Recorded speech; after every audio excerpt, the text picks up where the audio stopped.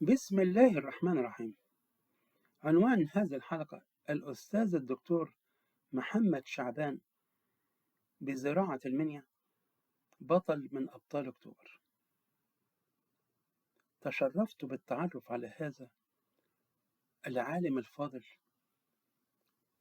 من خلال العمل في كنترول قسم التاريخ كلية الآداب جامعة عين شمس منذ سنوات عديدة، وأدركت أنه شخص منضبط، المواعيد لديه في غاية الدقة، ولديه طاقة على العمل، وله روح خفيفة الظل بشكل عجيب، فما بين الجدية في العمل وخفة الظل في أوقات الفراغ. وعلى مدى عدة سنوات تعرفت على هذا العالم الفاضل، ومن أقواله أن أحد أساتذته في السنة الأولى في دراسة كلية الزراعة قال لطلابي: كلية الزراعة هي كلية الحياة يا أولاد. هذه عبارة لا أنساها. اشترك في حرب أكتوبر، وقد سعدت بالحديث معه، وقال لي إنه لم تحدث خيانة واحدة في هذه الحرب، وهذه حقيقة. وأشار لي إلى أن أطيب ناس توفاهم الله في هذه الحرب، فهم شهداء دفعوا أرواحهم من أجل مصر. وقال عبارة لا أنساها: الرصاصة رايحة لصاحبها.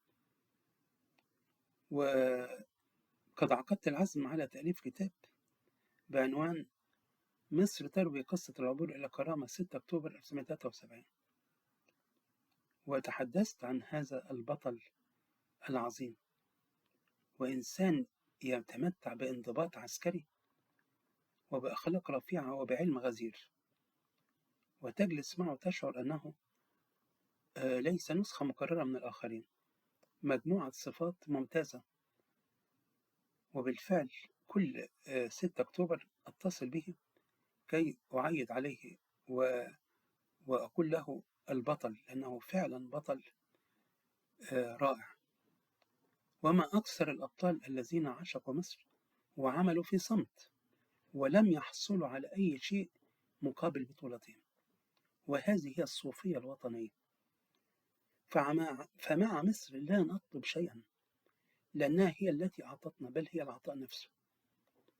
فعبر هذا الفيديو أوجه سلام وتحية للأستاذ الدكتور محمد شعبان بكلية الزراعة جامعة المنيا، العالم الفاضل الذي أشرف على العديد من رسائل الماجستير والدكتوراه، ويمتاز بأخلاق رفيعة، ويكفيه من الشرف أنه من أبطال حرب أكتوبر المجيدة.